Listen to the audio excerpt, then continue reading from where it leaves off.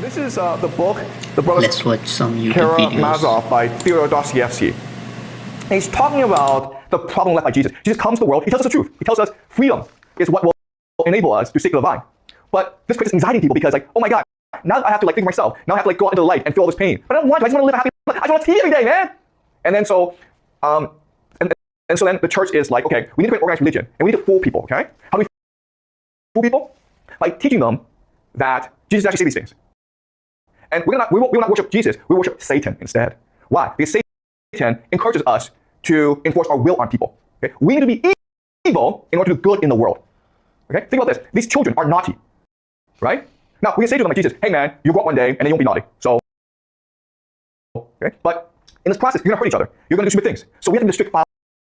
We have to create this church in order to enforce the law on people to make sure the children don't hurt themselves, so that children can just be children. Okay? And quite honestly, most of you guys, 99% of you guys will never grow up. So we have to be Satan. Okay? So the church, the Catholic Church, will pretend to worship Jesus, but actually we're going to worship Satan.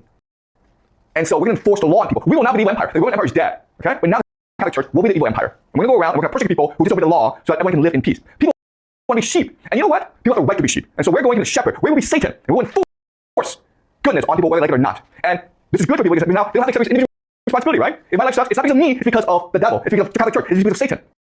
And that's what's good. Okay? So Dostoevsky is saying this is how Catholic Church came into being. We'll discuss this in the class in more detail, okay?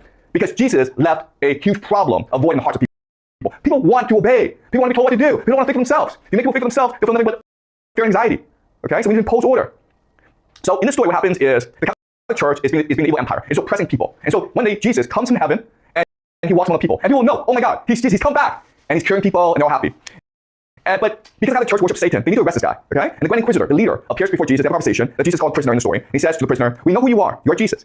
And we're supposed to worship you, but we're going to have to kill you because you are a threat to the people. You're a threat to the happiness of the people, okay? And what the Grand Inquisitor will say to Jesus is, we create good in this world by being evil. And your presence will destroy this, and therefore we must destroy you, okay? So this is from the Brothers Karamazov, okay?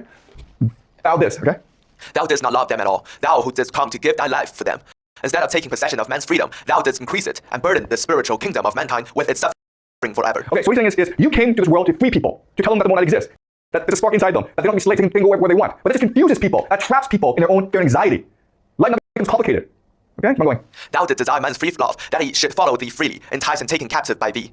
In place of the rigid ancient law, man must hereafter with free heart decide for himself what is good and what is evil, having only thy image before him as his guide. Okay, this is like really annoying, okay, for people, because before, your teacher will tell you what is good and what is evil. Now the teacher's saying, you guys decide. Now it's going to be chaos. And again, it creates anxiety in people. People just want to be told what to do. Okay, people are like, at 5 o'clock, we're going to have dinner at Pizza Hut, okay? People don't be like, oh, what should I have for dinner? Okay, people don't want to think, man. Okay, keep on going. But this thou dost know that he would at last reject even thy image and thy truth, if he is weighed down with a fearful burden of free choice. They will cry aloud at last that the truth is not in thee, for they cannot have been left in greater confusion and suffering than thou hast caused, laying upon them so many cares and unanswerable problems. Okay, right? You're creating all this anxiety in people for no particular reason. People are happy just being slaves, and now you free them, and they're completely confused. That's what they do next. All right, keep on reading. Only some thousands. Okay, so what we're saying again is your freedom is only good for the minority of people who can think for themselves, who aspire to the divine. What about everyone else? And what of the rest? And how are the other weak ones to blame? Because they cannot endure what the strong have endured. How is a weak soul to blame that it is unable to receive such terrible gifts? Canst thou have simply come to the elect and for the elect?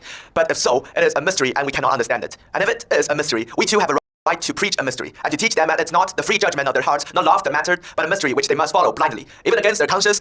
So we have done. Okay, right. So what he's saying is this, okay? I understand Christianity is complete chaos, okay? But this complete chaos means people will never understand what your true teachings are. If people don't understand what your true teachings are, they don't follow it. They don't think for themselves, okay? So we create a complete chaos so that people will not be forced to obey us. Okay, that's why we copy your teachings. Keep on going.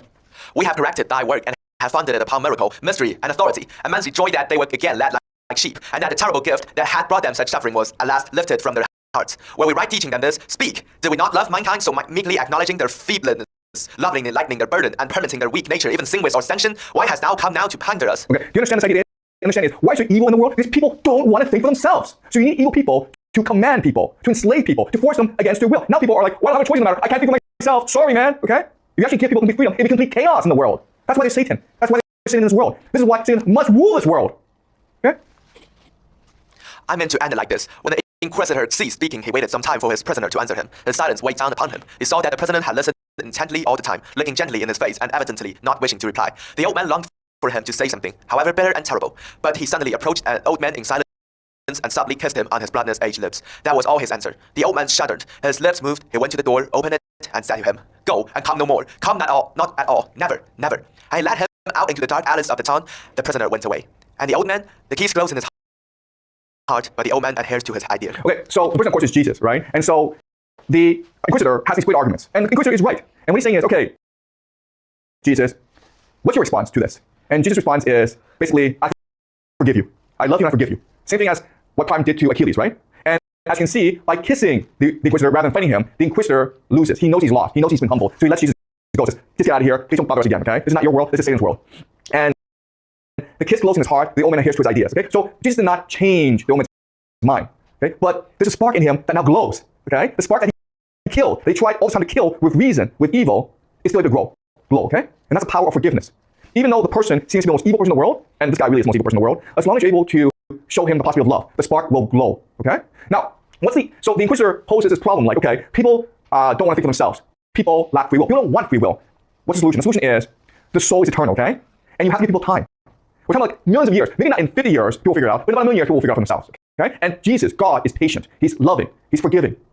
He's generous. He's compassionate. So take your time, okay? What's important is that people learn for themselves. Eventually, you'll figure out being a slave sucks. You know what? It may seem as though watching Netflix, playing video games, being on all the time is fun, but if you go outside and play, that's a lot more fun, guys. Eventually, you'll figure it out, all right? And you have to figure it out by yourself. So God is forever patient. Okay, does that make sense? Okay, so in that class, we'll talk about the Catholic Church and how it came into being and why it really is the church of Satan, all right? Why it's going to go against the teaching of Jesus. But Dostoevsky points this out, how the Catholic Church and Jesus are competing forces, okay? Let me know what do you think.